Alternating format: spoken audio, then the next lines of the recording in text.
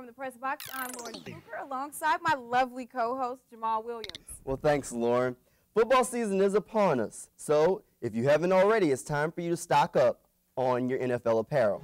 However, if you plan to do some of that shopping at retailer Old Navy, do your research. Old Navy has pulled the Houston Texans shirts from their website and stores after mistakenly naming the Texans the 1961 AFC champions. The problem is, for all my sports history buffs, the Houston Oilers won the 1961 AFL title. How can they make a mistake like this? Different team, different title. And this is not the first mistake for Old Navy. Last season with their college wear, they spelled "let's go" without the apostrophe. Well, the black hole is no longer just in space. Now, it's in Oregon. The West Salem High School football team has replaced the traditional green turf with a more interesting hue. Jet black. Field Turf, the company that installed the new turf, knocked off $100 grand from the original price of $425,000 because black had never been done. The company promotes colored fields, and executives say that other schools are now considering new colors and even white. Tiger Woods has made history again. Woods has become the first $100 million golfer on the PGA Tour. Recently, he finished third in the Deutsche Bank Championship, which earned him $544,000. And those winnings increased his career total to more than $100,350,000. And if you're wondering who's in second place, it's Phil Mickelson with roughly $30 million less than Woods with a little more than $66 million. And switching gears to professional tennis, American tennis player Marty Fish has ended his play at the U.S. Open, and this happened just before his fourth-round match with Switzerland favorite Roger Federer. The 30-year-old Fish was seated 23rd at Flushing Meadows and missed 2.5 months after experiencing an accelerated heartbeat and undergoing a medical procedure. And Fish insists that his pulling out are his doctor's orders and says his exit is a precautionary measure. And more tragic news now. Out of Atlanta, Isaac Grubb of Tennessee died from injuries after tumbling over the upper deck railing at the Georgia Dome. Grubb fell 45 feet and landed on a spectator below. The story is still under investigation, but police say it's clear that Grubb consumed alcohol just before kickoff. Stay tuned. More From the Press Box up ahead.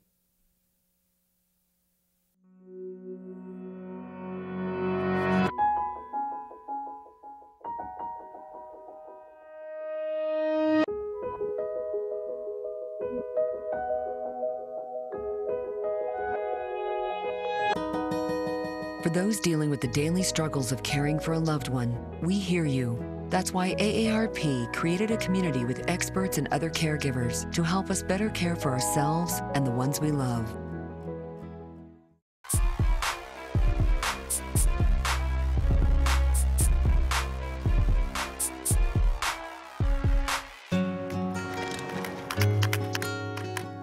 I wish I was in school.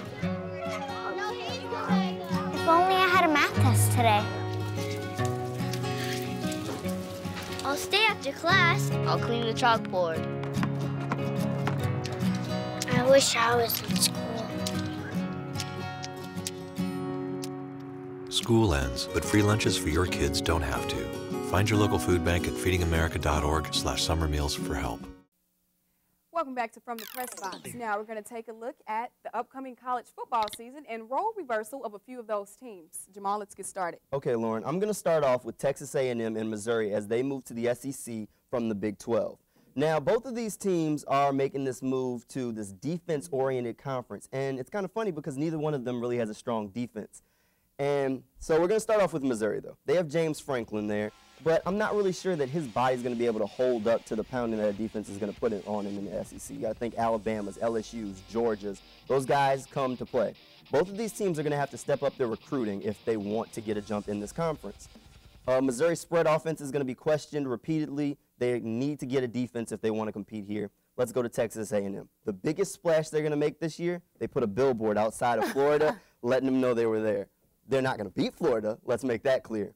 But Texas A&M, obviously, they're in a really tough position. They have a new head coach bringing in a new pass-oriented offense, and they're switching from a 4-3 to a 3-4 defense, which is going to make life a lot harder because now you have to think they don't have the talent to really run this system yet. So it's going to be 2 to 3 years before that defense is ready to play. So neither one of these teams is going to compete for the next 2 to 3 years until they can get their recruiting game up really.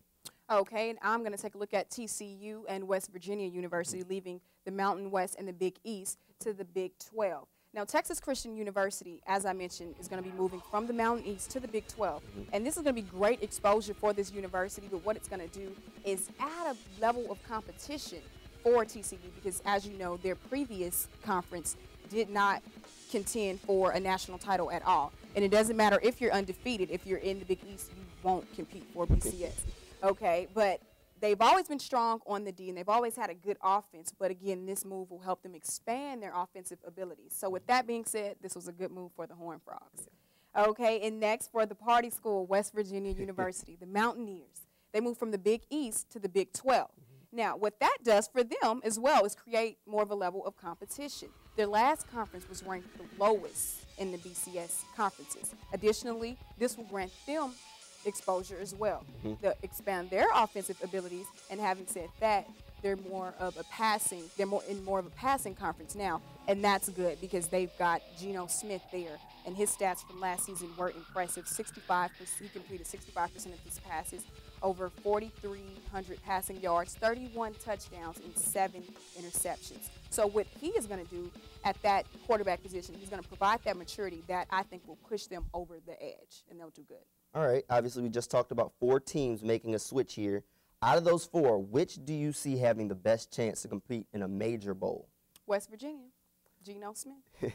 I have to agree with you. If they can stay away from all the partying for at least the season, Geno Smith, he's going to be a big part of that team, but I can't downplay these wide receivers. He has enough Tavon Austin and Stedman Bailey. Those guys are dynamic and make his job really easy. And they put up 69 points against Marshall University, who is maybe not a great D1 school, but this could serve as that preview to what these guys can do for the rest of the Big 12. And they're going to face OSU, Texas, and Baylor. That's second in the nation, 69 points. They are. And hurry up, offense is next. Stay tuned. Brush, brushy, brush, brushy, brush, brush your teeth. Every day and every night. Now it's your parents' turn. Here's what you gotta do. Let them have your toothbrush so that they can brushy brush your teeth. Great job, you're almost done. 5, 4, 3, 2, 1. That's it. Help your teeth stay healthy. Brushy brush with a grown-up every day.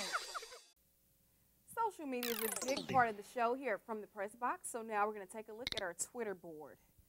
Let's take a look at what Magic Johnson has to say. Looking forward to attending Enshrinement Week in Springfield as a presenter. Follow at Hoop Hall to honor our 2012 class. Yeah, Magic Johnson, he's one of the best players to ever play the game. And then he's going to be inducted with Don Nelson, has most wins in NBA history as a coach. And Magic's been out for a while, but I guess it's better late than never. And then we've got Reggie Miller that's going to be inducted too. You know, he was a 5-time All-Star, but got no ring, so this has got to be a good consolation prize for him. Next best thing. Yep, exactly. Okay, now let's take a look at Sports Center.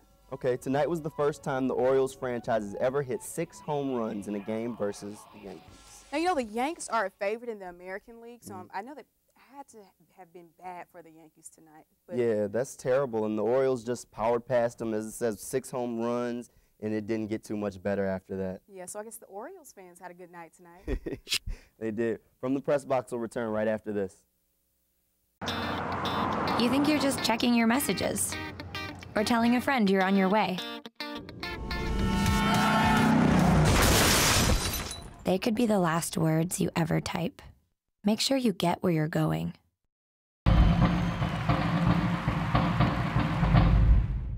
Welcome back to From the Press Box. We're about to go into our hurry-up offense here. First question. Ocho Cinco's received a lot of media attention after his legal trouble and is without a team. Will he get picked up by another team? You know, Jamal, it breaks my heart to say this, but I don't see that happening anytime in the near future.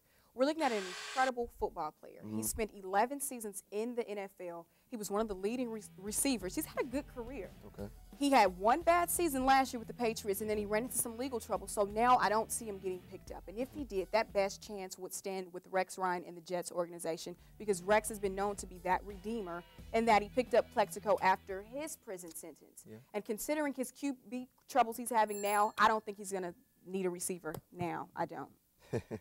I mean, there are QB troubles in New York. That's not a question. But Chad Johnson does have a place in this league. He's a very talented receiver, as you said, but he's still at a high level. He's changed his attitude. He used to be that me type of guy. Now he does still get his media attention. Don't get me wrong here. But he has developed that team-first attitude. He learned in New England, you know, sometimes you just have to be quiet and step back. And he was doing great in Miami until this whole Evelyn thing came up. I think a team will take a chance on him, and he'll be back in the league. Okay, next question. Now for a little NASCAR. In the Sprint Cup chase, who was the biggest name left out? All right, I have to go with Ryan Newman. I know he only has one win this season, but he has 6 finishes of 11th or better, and that 36th place finish at Bristol did take him out of the running, but this is a big-name guy. He has fans everywhere. This is a big loss. He's the biggest loss. I can't. There's no one else. Okay, and another big loss. You know, there are only 12 spots for the Sprint Cup chase. So I'm going to go with another favorite in Kyle Busch, who is now in contention. He's only 1% away from the second wild card, Jeff Gordon, and he's a favorite. So Jeff Gordon, is, like I said, is currently the #2 wild card position, and I think that Kyle Busch could have easily been in that spot, and I think he's going to be another big upset for NASCAR this season. I think if Kyle Busch doesn't make it, you're right, he will be a big upset, but I really think he's going to squeeze in and end up making it to that Cup chase. Let's hope so. All right, MLB great Barry Bonds spoke out against Lance Armstrong's doping charges. Does this hurt or help Armstrong's case? I don't think it hurts at all. I think these two, yes, I think these two guys are great in their respective sports, and I think that this was simply a statement of something being from one great to another great. All he said was Lance is one of the best cyclists ever, and then he went on to question the sport if Lance had not done what he did for the sport. So I think while Barry Bonds might not have that much of a clean record with regards to feds and getting in trouble for steroid usage, I don't think it was that big of a statement to hurt his case, Lance's case at all. All right, let's make this clear. Barry Bonds his record's not clean at all. We know what he did, and Barry should have kept his mouth shut. He just made Lance Armstrong look guilty. He's guilty by association. How? Why would Barry Bonds have anything to say about this? We know Barry did with his creams and different things while he was playing. We know how he made baseball look. He was one of those guys. Lance is in trouble for the same type of thing. This isn't something that Barry Bonds needs to comment on. He's making Lance Armstrong look worse. I don't agree with that. These are two guys that are in two different sports. Now, had these two guys spent a substantial amount of time or even played the same sport, then maybe I would agree with you, but I don't. This is simply one great to another great. And like I said, Barry might not have that good record behind him, but that doesn't discredit that this is just a statement. That does not say he's guilty or not to me. If he was just making a statement, why wouldn't he just tell it to Lance? He told it to TMZ, and everybody has got to have something to say to TMZ. You know how TMZ works, Jamal. Okay, next question. Come on. Final question. Who are your picks for the 2012 MLB World Series, and who takes all? All right, this is going to be a real competitive World Series here. I have Detroit. They came so close to making an appearance last year. The addition of Prince Fielder is going to put them over the top. They're making it this year. All right, and we're going to take it to Washington. The Nationals with young slugger Bryce Harper, Steven Strasburg. Come on. This series is going to go to the limit, but I got the Nationals taking it home. That is a limit. The Nationals are hot now. The only action we've got going in Washington is the presidential election. My picks start now. For the American League, I'm going to go with the team who's had history with the World Series for about the past 2 seasons, the Texas Rangers. Excuse me. They have the best record at 81-55 in the AL, and they've got Josh Hamilton, who leads in homers at 38. And for the National League, I've got to go with San Francisco, the Giants. You know, we just got through talking about Barry Bonds, so it's only fitting. Okay, but this season, it's all about Melky Cabrera. His batting average is .346, and he's got 159 hits so far. All right, well, we're going to end the show before she brings up Barry Bonds one more time. For our moment in sports history, Cal Ripken Jr. of the Baltimore Orioles broke Lou Gehrig's record by playing in 2,131 consecutive games.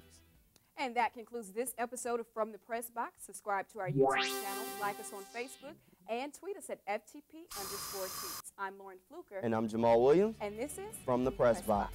So, about the team. No, who is he coaching now? Oh, how old is he?